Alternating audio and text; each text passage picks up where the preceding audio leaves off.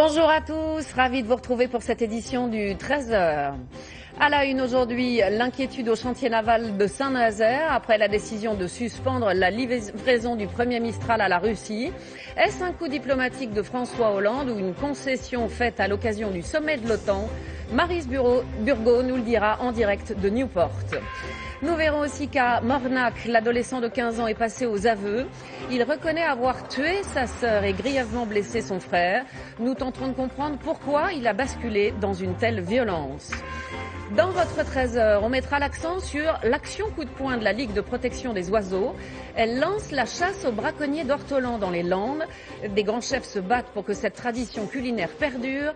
Alain Dutournier, 2 étoiles au Michelin, est notre invité. Il nous a fait rêver au championnat d'Europe de Berlin. Florent Manodou est sur notre plateau. Fort de ses 4 médailles d'or, il nous dira comment il savoure son succès. Et puis dans les 5 dernières minutes, nous recevrons Philippe Bouvard. Il se définit comme un amuseur public, mais il est beaucoup plus que cela. Il nous fera sourire avec son recueil de bons mots, Bouvard de A à Z, des formules qui font mouche. Et l'on commence par le dossier du Mistral. La France a créé la surprise hier en annonçant qu'elle suspendait la livraison de ce navire militaire à la Russie. En arrière-plan, il y a bien sûr la crise en Ukraine, mais cette décision a aussi des conséquences importantes pour les chantiers navals de Saint-Nazaire. Sur place, bien sûr, on s'inquiète des répercussions économiques, mais surtout sociales. Le reportage est signé Paco Lemat et Michel Hiver. Ce matin, à l'embauche, les premiers ouvriers reprennent le chemin des chantiers. Le travail continue, malgré l'annonce de suspendre la livraison des bateaux. Ces salariés réagissent pour la première fois, inquiets et résignés. Ça va geler certainement quelques emplois si les bateaux ne sont pas livrés, hein.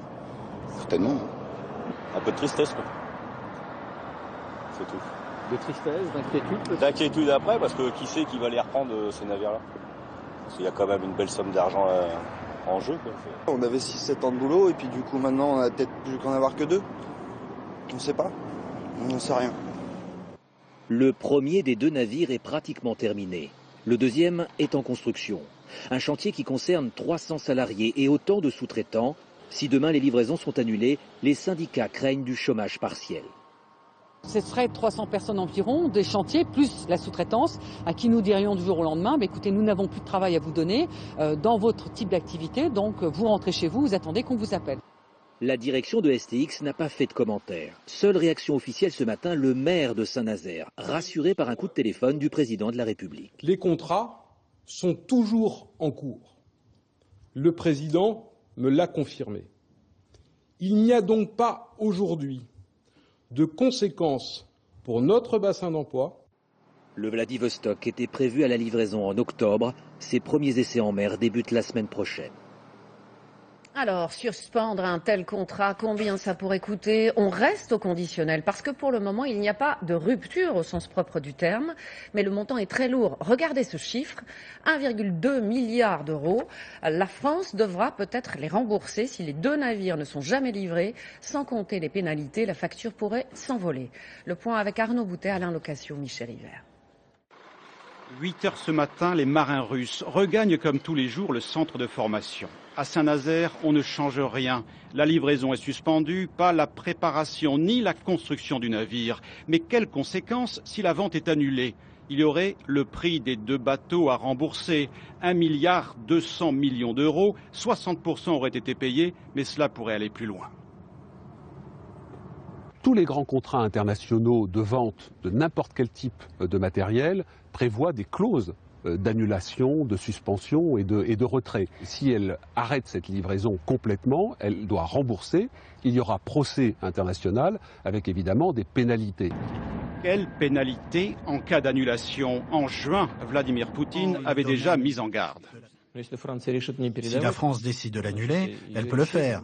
Mais nous exigerons alors un dédommagement. Et cela ne contribuera pas positivement au futur développement de nos relations.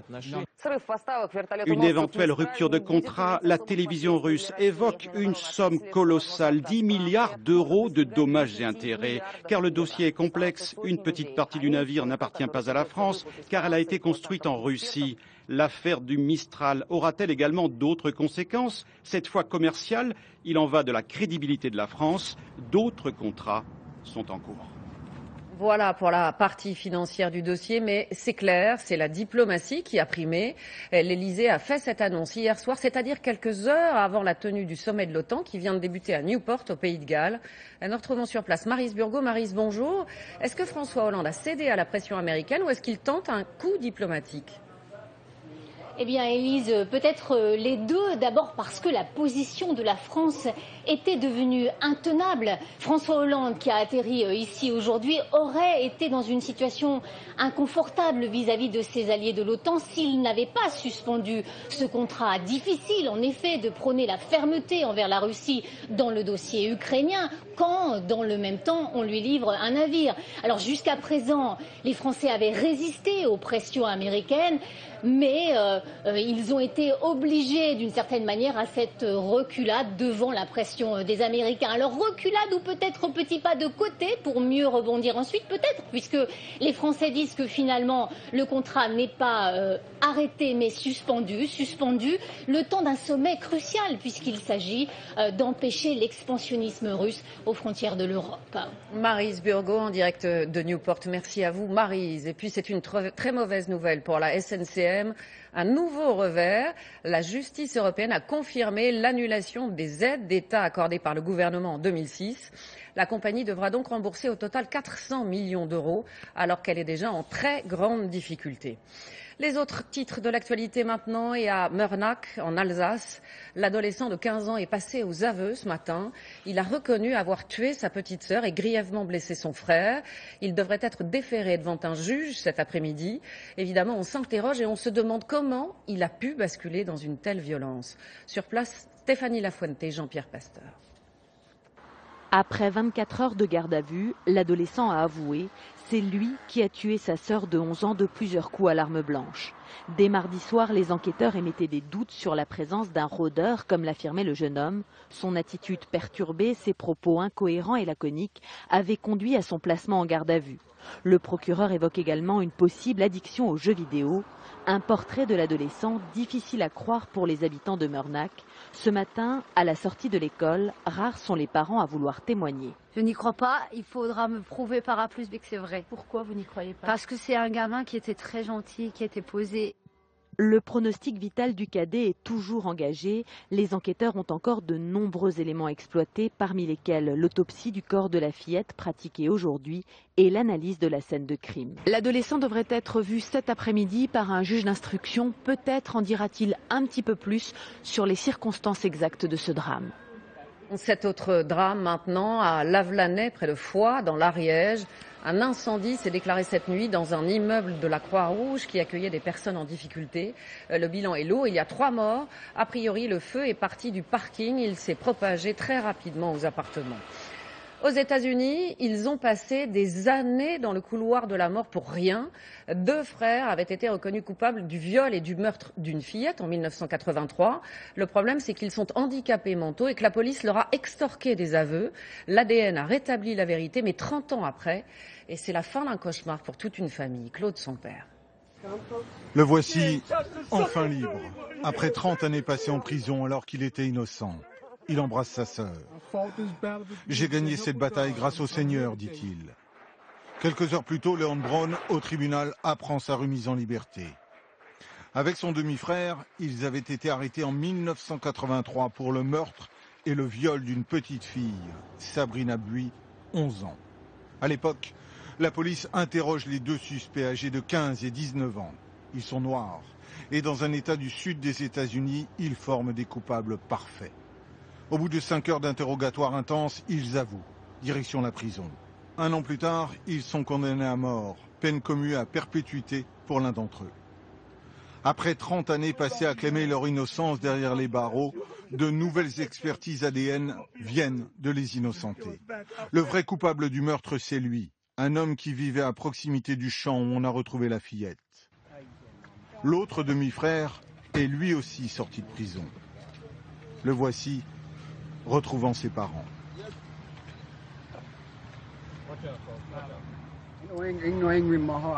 Je n'ai aucune colère dans mon cœur. Je pardonne à ceux qui nous ont fait ça. Ils nous ont pris 30 années de vie sans raison. Mais je n'ai aucune haine contre eux. 30 années sont passées. Et voici Henry McCullum qui repart chez lui en voiture. Il y a 30 ans, il n'y avait pas de ceinture de sécurité. C'est le reporter qui doit lui montrer comment on l'attache. En France, c'est une mauvaise nouvelle pour 8 millions de retraités les plus modestes, ceux qui touchent moins de 1 200 € par mois. Leur pension devait être revalorisée au 1er octobre. Ils vont certainement devoir patienter. À l'origine de ce retard, un bug informatique. L'administration n'arrive pas à croiser les différents fichiers. Détails et explications, Laura Zéphirin, Alexis Forget, Jean-Marie Lecartier. Depuis près de 5 ans, Monique Buissonnet, 91 ans, vit dans cette maison de retraite. Elle perçoit 1 176 € de pension chaque mois. 90% sont dépensés pour loger ici. Il me reste 95 € pour mes dépenses mensuelles. Comme chaque année, sa retraite devait augmenter le 1er octobre prochain, environ 10 € de plus. Mais en raison de problèmes administratifs, elle devra patienter. Si la retraite n'est pas revalorisée, il y aura des problèmes. Ce sera encore en moins et mes enfants donneront encore en plus. Un dysfonctionnement qui pourrait concerner 8 millions de retraités avec un manque à gagner de 11 € par mois en moyenne. Mais le président de la Caisse nationale d'assurance vieillesse se veut rassurant. Si retard il devait y avoir dans la mise en œuvre du dispositif, ça n'empêche pas que les pensions seraient bien payées le 9 novembre. La revalorisation serait appliquée avec un mois de décalage et un rappel le mois suivant. En revanche, rien ne changera pour les retraités qui touchent plus de 1 200 € par mois. Le gouvernement a décidé de geler leurs pensions cette année. Voilà un autre sujet qui préoccupe des millions de familles. Le responsable, c'est lui, le pou, une toute petite bête, certes, mais elle a profité des vacances pour proliférer. Résultat, dès les premiers jours d'école, la chasse est ouverte. Les parents scrutent la tête de leurs enfants, prêts à dégainer les produits répulsifs au moindre doute. Christophe de Valambra, Dominique Bonnet. Voici l'ennemi public numéro 1 des cours de récré. Le pou passe à l'attaque pendant les vacances quand on est moins vigilant et se propage à la rentrée. Ça gratte. En revenant de vacances, effectivement, oui, ils en ont eu donc. Alors qu'est-ce que vous avez fait? J'ai fait 3 traitements. Comme tout le monde, j'ai fait des shampoings anti-poux, j'ai traité, j'ai acheté un peigne. Voilà, ça a été éradiqué assez rapidement. Les ventes de traitements anti-poux explosent depuis la mi-août, les zones en rouge sur cette carte. Et c'est comme ça depuis toujours. La guerre des poux de la rentrée. Au début du siècle, on rasait les enfants. Dans les années 70, on préfère l'artillerie chimique. Les produits les plus efficaces pour tuer les parasites sont les poudres à base de, écoutez bien, d'hexachlorocyclohexane. Des insecticides souvent agressifs pour le cuir chevelu et depuis quelques années, de moins en moins efficaces. À force d'avoir été au contact d'insecticides, notamment présents dans les shampoings, eh bien petit à petit, ils ont adopté des stratégies de défense, ils ont changé le matériel génétique et ils ont été capables de résister aux insecticides qui sont sur le marché. D'autres méthodes sont donc désormais employées, certaines très simples et écologiques. On a une super remède, nous, c'est la lavande. Ah bon? Et ça marche très très bien, et en prévention et pour soigner après. Ça sent bon et ça évite que j'ai des poux. Les huiles essentielles peuvent en effet être efficaces, mais sont délicates à employer. L'avis d'un expert est nécessaire. D'autres traitements sont également proposés en pharmacie, comme ces nouveaux gels. Ça va englober le pou, obstruer tous ces pores par lesquels il respire, et de ce fait, il meurt. Mais traiter les cheveux ne suffit pas. Les poux et leurs lentes se répandent partout. Les vêtements, il faut les laver à 60. La literie et les oreillers, il faut les aérer. Et les oreillers, on peut même les mettre dans un sac plastique et au congélateur durant une journée. Mais le problème principal des épidémies de poux est qu'il faudrait traiter simultanément tout l'entourage des enfants touchés. Et cela coûte cher, 20 € environ par personne, non remboursés. Allez, il n'y a pas que les poux à l'école, loin de là. L'avenir de nos enfants s'y joue aussi. Et dans ce domaine, on a du retard à rattraper en ce qui concerne l'informatique. 9000 écoles vont être équipées en haut débit. La prochaine étape, c'est l'apprentissage du codage de la programmation dès les bancs de l'école primaire. Malheureusement, on n'en est pas encore là. Alors en attendant, des associations apprennent aux enfants à créer leurs propres jeux vidéo. Reportage Mathieu Deloneville, Frédéric Bonne, il est commenté par Anne Guéry. Silence. Ici, les neurones carburent à plein régime. Pour me dire des noms de pizza, est-ce que quelqu'un me... Neptune. Ils ont entre 6 et 13 ans et ils créent des histoires. C'est l'histoire d'un chat, donc par exemple dans le 1, il doit récupérer une baguette magique pour la donner à un magicien en évitant des crabes. Je suis en train de créer un labyrinthe. Moi j'ai fait l'histoire d'un pingouin qui essaie d'atteindre une orange. Avec une souris, un clavier, un ordinateur, leurs histoires deviennent des jeux vidéo qu'ils élaborent eux-mêmes grâce à un logiciel.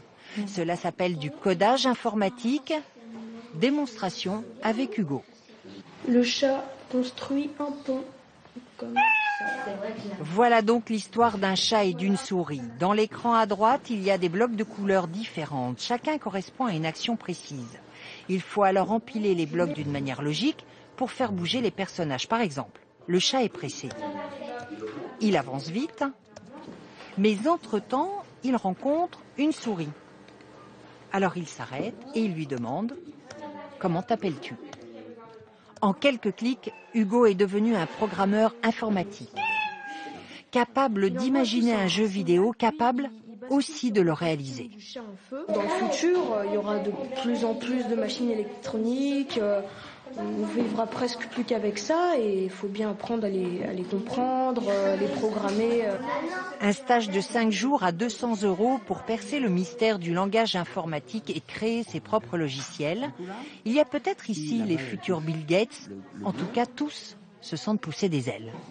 J'espère que je pourrai faire des jeux vidéo ou des choses comme ça, ou par exemple créer un programme qui permettrait d'envoyer des sondes dans l'espace, ça me ferait vraiment plaisir. Par exemple, pour être journaliste, oui, ça m'aiderait. Pour être bancaire, je sais pas. Est-ce que tu mets aussi des chronos en fait? Faire du codage. Oui, j'en mets parfois, mais là, j'en mets pas. C'est accepter de travailler en équipe, d'échanger ses logiques. Mais surtout, c'est apprendre à surmonter l'échec. Ils perdent cette peur de je fais pas bien du premier coup, au contraire je fais, puis si ça ne marche pas, je fais autrement. Ils apprennent en se trompant. Et ça, c'est aussi quelque chose qui est fondamental. Les innovateurs, ceux qui ont des idées, c'est parce qu'ils ont essayé, et il y en a plein qui n'ont pas marché, mais puis un jour, il y en a une qui a été la bonne et qui a bien marché. Donc c'est comme ça qu'on apprend à innover. Sa petite musique intérieure, il en a fait une création numérique en 5 jours. Et l'air de rien, il a appris à coder, il a appris le langage de l'avenir. Alors, où en est-on en France du codage informatique et pourquoi est-ce un enjeu crucial? Julie Beckrich du service éducation nous a rejoint sur ce plateau. Julie, bonjour. La programmation informatique, ce sont les emplois de demain et plusieurs pays l'ont déjà compris.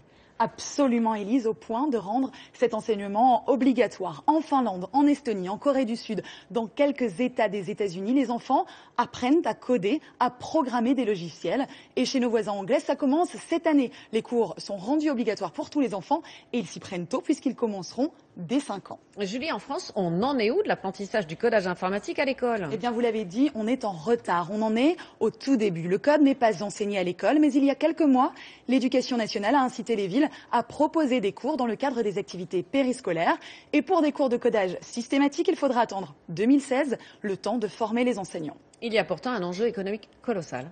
Je vous le confirme, Élise, l'informatique est un secteur porteur, un secteur d'avenir. En Europe, il manque 700 000 emplois de programmeurs et de développeurs pour être compétitifs au niveau mondial. C'est donc un des grands défis des prochaines années. Merci à vous, Julie, pour toutes ces précisions. Parlons maintenant de cette opération coup de poing menée ce matin par la Ligue de protection des oiseaux. Ça s'est passé dans les Landes où Alain Bougrain-Dubourg et ses amis sont partis à la chasse aux braconniers d'ortolans, ces petits passereaux protégés mais prisés aussi de certains gourmets. Ils ont détruit des pièges, le face-à-face avec les braconniers a parfois été tendu.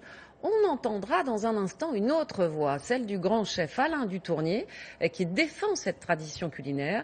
Mais revenons d'abord sur cette confrontation avec Claire Colnet et Jacques Dubose qui étaient sur place. Une opération commando au cœur des Landes. 7 h du matin, ces militants de la Ligue de protection des oiseaux volent au secours des ortolans. Un migrateur protégé, mais toujours capturé dans ses cages. On va lui donner la liberté à celui-là. Hop. Pourquoi vous le faites? Pourquoi on le fait? Parce que ce sont des espèces protégées. Ce sont des oiseaux protégés dont, en plus, les populations sont en train de s'effondrer. Non mais franchement, allez. Bah ouais, mais ça vous sert à quoi? Laissez-nous tranquilles, laissez-nous tranquilles. Ils sont en train de s'effondrer. Mais non, les populations ce n'est pas d'ortolans, vrai. vous attendez qu'il y en ait plus? Car l'ortolan alimente un trafic juteux, jusqu'à 150 € pièce pour cet oiseau, traditionnellement dégusté avec un torchon sur la tête.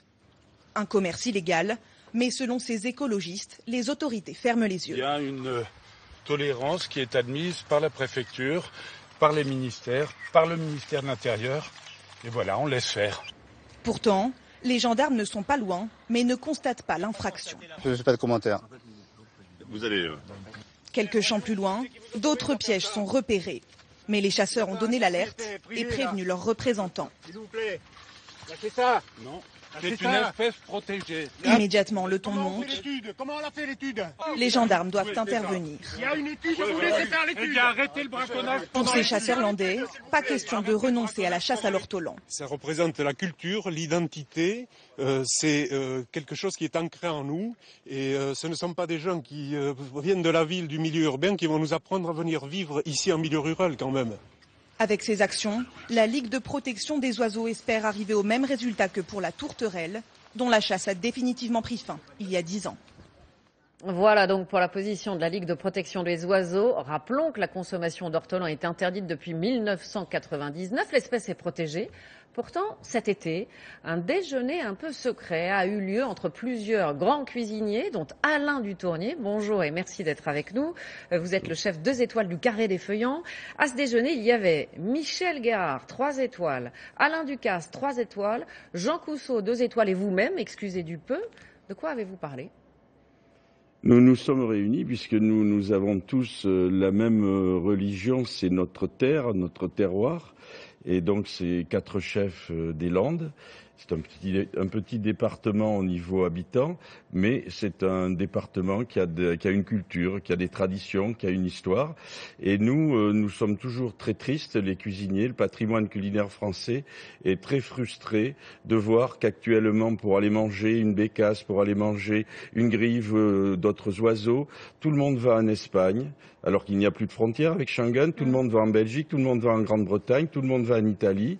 Et nous, on est le pays avec l'histoire de la cuisine, on n'a plus le droit. Alors je comprends très bien les gens qui veulent protéger, on est là pour protéger notre planète, on est très conscients de ça, nous les cuisiniers, on est les premiers à se battre sur beaucoup de sujets là-dessus. Et à quelle proposition concrète vous faites ? Alors nous pensons nous nous sommes réunis pour évoquer justement avec sagesse que l'on pourrait, une fois par an, mettons sur un week-end défini, déterminé, permettre à des gens qui, une fois dans leur vie, veulent savourer et déguster ce que Brillat-Savarin a décrit, qui est exceptionnel, c'est la dégustation de cet oiseau, c'est un oiseau. Il faut savoir qu'il y a eu de compter l'an dernier encore 15 millions de couples de bruants. Oui, parce que j'allais vous demander, qu'est-ce qui vous permet de dire ça? Est-ce que vous avez des chiffres? Est-ce qu'effectivement, on va dire, les ortolans maintenant ont regagné du terrain? Bien sûr, les ornithologues canadiens ont inventorié à peu près 15 millions de couples sur la Scandinavie et le nord de la Russie. Donc après, ils migrent tous les ans, ils s'en mangent dans d'autres pays, mais pas préparés comme nous. On vous entend un week-end par an où on pourrait déguster de la bécasse, de l'ortolan, des petits oiseaux, comme on dit. Oui, mais le faire, même le gibier comme la bécasse et tout, où la vente et le colportage sont interdits, nous accepterions que les chasseurs ou les chasseuses apportent le gibier pour que nous montrions à nos jeunes comment le cuisine une bécasse, parce qu'on est quand même en France dans un pays qui a une histoire, une grande culture. Merci à vous en tout cas Alain Dutournier. Débat à suivre, j'en suis certaine. Il va y avoir des rebondissements, notamment avec la Ligue de protection des oiseaux. Merci infiniment d'être venu sur notre plateau. C'est un des grands événements de la rentrée. Voyez plutôt l'image de ce grand déballage joyeux. Chaque année, la braderie de Lille attire 2,5 millions de visiteurs. Officiellement, elle débute samedi. Mais en fait, les exposants se battent pour trouver une place au soleil. Ils sont 10 000 sur 140 km de stands. Les premiers sont déjà arrivés, gardent jalousement leur emplacement. Sur place, le reportage de Marianne Masse et Patrick Wurstern. La marchandise est déballée. Depuis quelques jours déjà, la braderie a envahi les trottoirs lillois. Ici, le coin des habitués. Cette famille vient chaque année à plusieurs pour être sûr de réserver un large stand. Alors, sur 400 mètres. Vous avez réservé ça depuis quand alors? Ah, ça fait depuis l'année dernière. Il y a beaucoup de gens qui se bagarrent pour les places. Bon, pas de bagarre en vue, mais la police veille. Les ventes ne peuvent pas commencer avant samedi, c'est la règle. Qu'est-ce qui se passe, monsieur? Normalement, on n'a pas le droit de déballer. Moi, je lui ai dit qu'on est venu là pour travailler. Tu fais comme eux, je travaille. Nous, on achète notre marchandise, après, il faut qu'on la revende. Ils disent qu'il faut déballer samedi. On fait comme les copains, on déballe comme tout le monde, c'est tout. Voilà, quoi. Je vais vous dire, je suis intéressé par un lustre derrière, vous me le vendez pas? Moi, je vais dire non, je ne vends pas maintenant. Parce que si après, il y a quelqu'un qui passe de la ville et que... C'est moi qui prends l'amende, quoi. Parce que moi, je ne tiens pas non plus... Il y en a pour 500 €. Mais comme chaque année, les transactions ont déjà largement démarré avant l'heure. Les acheteurs, surtout des étrangers et des professionnels. On est arrivé hier soir. On ne savait pas que ça avait déjà démarré. On pensait que c'était seulement demain. Alors on fait un petit tour. Il y a des Chinois, il y a de tout. Hein. Des Anglais, beaucoup. Des Allemands. Et des Danois, beaucoup de Danois croisés ce matin, comme ce couple de professionnels qui trouvent ici de la marchandise pas chère à revendre dans son magasin de brocante. C'est vrai qu'il y a beaucoup de professionnels danois qui viennent ici. Et ils y revendent la marchandise qu'ils trouvent 5 à 6 fois le prix, c'est vrai? Oui, c'est vrai pour quelques bricoles, mais pas pour tout. Des bricoles, il y en aura à vendre sur 140 km de trottoir ce week-end. Un magnifique faisant vénéré. Un faisan qui fera forcément le bonheur d'un chasseur. De bonnes affaires. Comme ils ont de la chance, les vacanciers de septembre. Depuis le début de la semaine, la météo est idéale. Et ces touristes sont en majorité des retraités. Il y a aussi quelques étudiants. Alors, est-ce que ces clients-là sont plus détendus, plus généreux que tous ceux qui se pressent au mois d'août? Reportage à Cassis, Mathieu Boisseau, Benoît Jourdan. Sur la plage, c'est le signe qui ne trompe pas. Entre les serviettes, il y a de la place. Une première depuis 2 mois. Il y a beaucoup moins de monde. Un mois d'août à l'heure aussi, c'est plein quoi. Au bord de l'eau, des retraités essentiellement. Oui, on est un peu tout en vacances, mais là c'est encore mieux. Des chanceux qui font durer le plaisir. J'ai retravaillé 3 semaines et je suis revenu prendre 1 semaine. Et sur le port, les saisonniers qui enfin peuvent prendre des congés. Serena et Romain ont travaillé dans des restaurants tout l'été. C'est vrai que j'apprécie de me dire ce matin pas de mise en place, pas de... Je vais me faire servir maintenant. C'est le bonheur, un peu de soleil, rien faire, tranquille. Nouveaux vacanciers et nouvelle clientèle. On vient chercher le soleil pour se ressourcer avant l'hiver. Après une saison intense, ce moniteur de plongée apprécie. Plus calme qu'au mois d'août où on a une clientèle qui est un petit peu plus exigeante. Et là en septembre on est tous un peu plus détendus, que ce soit les commerçants ou même les touristes on va dire. Et avec cette météo parfaite, l'arrière-saison est fidèle à sa réputation de meilleure période pour profiter de Cassis. C'est un des hommes de l'été. 1,99 m pour 99 kg. Florent Manodou impressionne par sa carrure et son aisance. Il nous dira dans un instant comment il savoure ses 4 médailles d'or. Il est avec nous sur ce plateau. Ses performances, en tout cas, ont fait rêver des nageurs en herbe, surtout des nageuses d'ailleurs, au club de Colombes Natation près de Paris. Elles ont suivi tous ses exploits et rêvent de plonger dans son sillage. Mathieu Rapez, Vincent Piftou.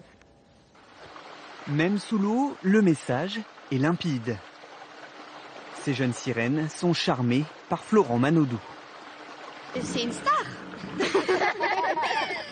Il est fort, il nage très très bien et il a une carrière impressionnante. Elles apprécient le sportif, mais pas seulement. Florent Manodou aurait d'autres atouts que ses 4 médailles d'or. C'est un bel homme, hein, ne disons pas le contraire. 2 mètres de hauteur et 100 kilos, quand même ça fait beaucoup, mais si c'est ça qui le fait gagner, tant mieux. C'est un dieu de la nage, on peut dire ça comme ça, il ressemble un peu à sa sœur. La référence alors paraît inévitable, mais cet été c'est bien Florent qui est devenu la star. La preuve, les nouveaux inscrits ont son palmarès bien en tête. Les championnats d'Europe, plusieurs médailles, 4 médailles, 4 or.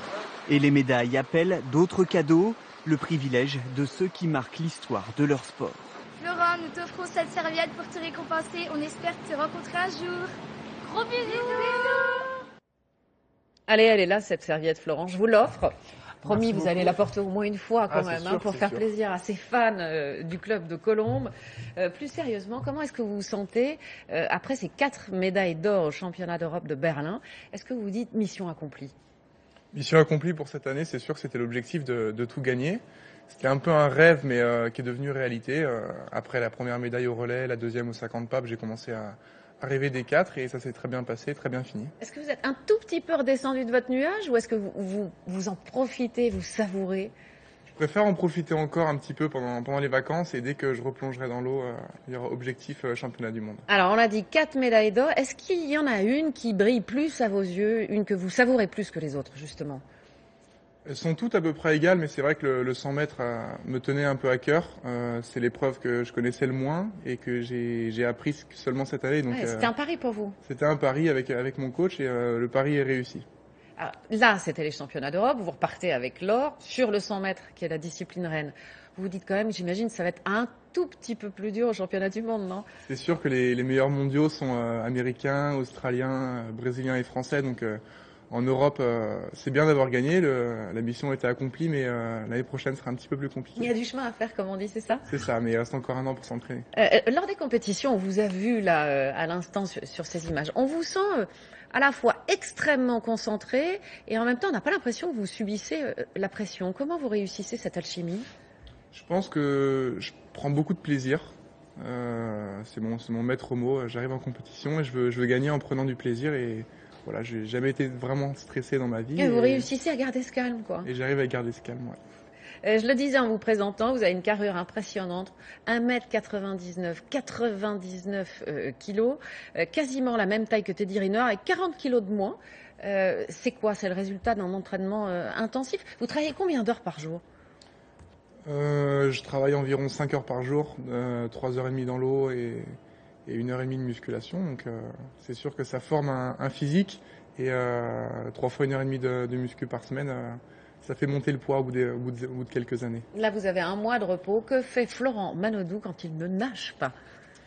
À peu près comme tous les jeunes de mon âge, j'aime bien un petit peu sortir avec mes amis, aller en vacances peut-être un peu sur la côte basque pour aller surfer et un peu de jeux vidéo quand je suis au calme chez moi. Ouais, vous passerez moins inaperçu maintenant. Merci à vous, Florent Manodou, d'être venu sur notre plateau. La suite de notre feuilleton maintenant. Et je vous rappelle que depuis le début de la semaine, nous suivons les habitants de Castillon-la-Bataille qui présentent un spectacle historique sur la guerre de 100 ans. Des bénévoles très motivés qui enchaînent les répétitions. Mais cette fois, la représentation approche. Il faut régler les derniers détails, notamment la scène finale avec les dresseurs de chevaux. Précédemment dans la bataille de Castillon. Aux côtés des acteurs bénévoles, 50 cavaliers et des animaux venus des villages alentours. Jill l'Anglaise s'est préparée à jouer le rôle d'un soldat français. Marie-Christine, la spécialiste du dressage, a entraîné ses chevaux. Tous étaient prêts pour la première, mais à cause des orages, le spectacle a été annulé. Allez, on envoie la musique, Gilles. Le soleil est de retour à Castillon. Dernier réglage avant la première de ce soir. On salue déjà un premier salut tout ensemble. Marie-Christine Constant répète la scène finale.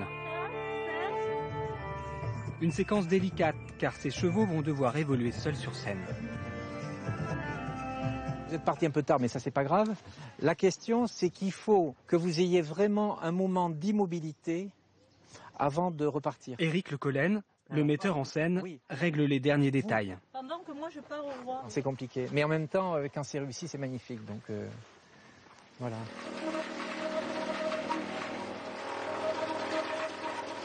À l'autre bout du département, Kevin Nadeau termine sa journée de travail. Ce jeune entrepreneur de 30 ans est élagueur, mais c'est une toute autre passion qui l'occupe le soir quand il rentre chez lui. Et donc ça, c'est le trésor. Ce sont toutes mes épées. Voilà, personnelles. C'est beaucoup de parades. Hop, pour revenir ici. Donc beaucoup avec la pointe. Une épée d'estoc, ça s'appelle. Kevin et ses amis sont des médiévistes, des passionnés du Moyen-Âge. Ils en font un art de vivre. Alors là, je nettoie ma petite targe parce que J'ai pas été disciplinée, je l'ai pas huilé à chaque utilisation, donc du coup ça rouille. Dormir sous la tente à la belle étoile, faire à manger au feu de bois, dans la marmite, c'est un vrai plaisir d'être dans la nature, de vivre avec ce qu'on a, de prendre le temps de faire les choses et puis et le soir on prend les épées, on se tape dessus et ça défoule. Pour calmer ses nerfs, une autre solution, l'atelier Côte de Maille. Celle de Nicolas doit être prête pour le spectacle de ce soir. Celle-ci, je l'avais fait dans mes temps libres, où je m'y mettais 2 heures par jour et j'ai mis 3 mois pour la faire. On le trouve où le plaisir? De pouvoir l'utiliser après, de pouvoir se dire, c'est moi qui l'ai fait.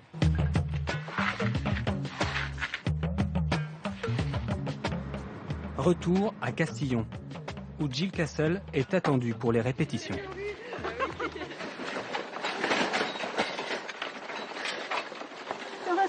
Ça va bien? Oui. Très bien, très bien. Ça fait plaisir d'être retour. Ça fait plaisir, oui. Passage obligé, les loges et leur stock de costumes. Jill, l'anglaise, vient récupérer son habit de soldat français. Les costumières sont un peu perdues. C'est comme votre nom déjà? Jill. Jill, voilà. Elle est anglaise? Non, français, oui. Oui, mais la bille est en français. Anglaise, très française sur les bords, et soldat français ce soir. On est resté anglais assez longtemps ici, puis les gens aimaient bien, parce qu'ils vendaient leur vin, donc ils étaient très contents. Donc les Anglais sont les bienvenus. Un peu plus loin, Kevin et Tiffen, les médiévistes, sont à l'entraînement.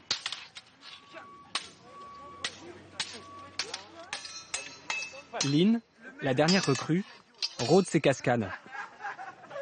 Je fais que mourir depuis quelques mois que je fais ça. J'ai appris à mourir, oui. Son adversaire, Olivier Armada, est spécialiste des armes du Moyen-Âge. Alors là, vous avez l'ancêtre de l'arbalète. J'ai une étoile du matin. Très belle arme. Une masse d'armes à ailette, toute simple. Mais ça, par contre, ça peut vous fendre des casques. Un bon coup, et croyez-moi, ça marche très bien. Tout un arsenal, fait maison, qu'il présentera ce soir au public. Prenez de la place. Parce que moi, d'autre part, je donne aux... En coulisses, Éric Le Collen, le metteur en scène, a réuni ses soldats, des comédiens bénévoles qui s'affronteront sur scène ce soir. Jill en fait partie. Puis c'est le maître d'armes du spectacle qui donne les dernières consignes. Vous êtes censés être des soldats en train de vous entretuer. Je ne veux voir aucun sourire. Les combats doivent être le plus réalistes possible, même si ici, toutes les épées sont fausses. Ils s'amusent et c'est l'avantage d'avoir des épées en latex, c'est qu'ils peuvent vraiment se battre et jouer avec, chuter, c'est pas grave, se toucher même, voilà, c'est pas trop de problème. Cette nuit, vus de loin et en costume, ces comédiens bénévoles seront vraiment de valeureux combattants. Il se définit avec humilité comme amuseur public. Il a fait rire des millions d'auditeurs pendant 37 ans dans l'émission radio la plus écoutée de France. Sa recette, un travail acharné et un savant mélange de culture et d'humour gaulois. Aujourd'hui, il publie un recueil de bons mots dont lui seul a le secret. Voici maintenant l'invité des 5 dernières minutes.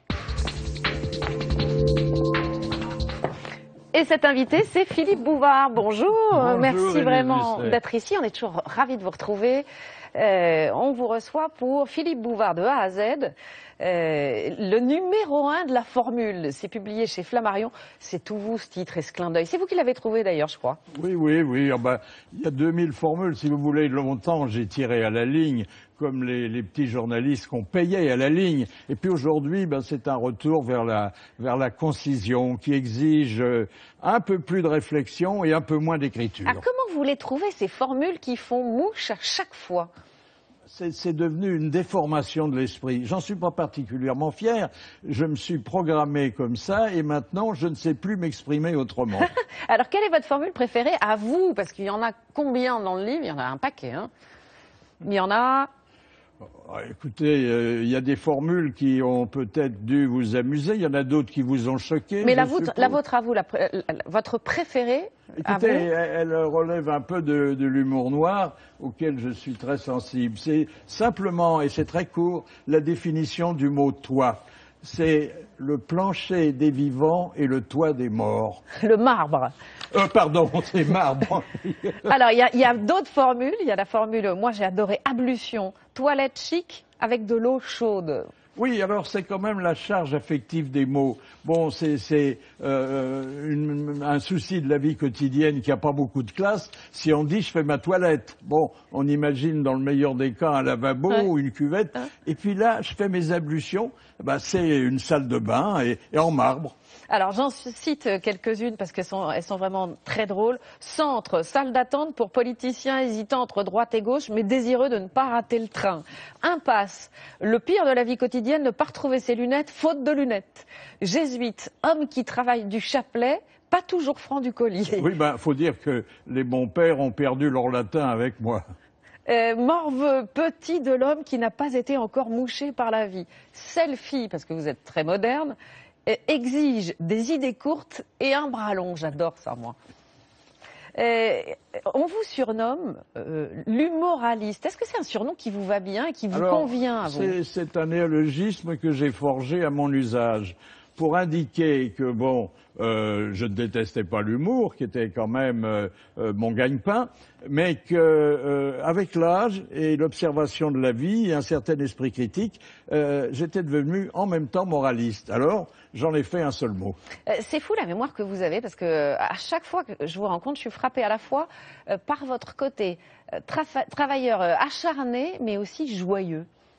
Je suis tellement content d'exercer mon métier, mes métiers, parce que j'en ai plusieurs, qu'après 62 ans d'exercice de ces métiers, j'y vais toujours avec autant d'enthousiasme. Et je suis prêt pour les défis nouveaux, parce que, bon, j'ai arrêté les grosses têtes, mais je fais maintenant 2 fois par semaine sur RTL. Je fais une émission intitulée, très modestement, vous me connaissez, Allô Bouvard, où je traite tous les sujets avec tous les interlocuteurs. Et ça, c'est quand même assez culotté. Bon, il fallait friser le grand âge qui est le mien pour relever un tel défi. Alors, vous l'avez dit, vous avez arrêté les grosses têtes après 37 ans, vous avez fait rire la France entière. La page est tournée, sans regret? Bon, bah, vous savez, j'ai tourné les pages, il y en avait beaucoup. Oui. Je suis en train d'en écrire d'autres, qui seront moins nombreuses, mais qui sont tout aussi passionnantes. Ce livre, il vous ressemble avec ses formules ciselées.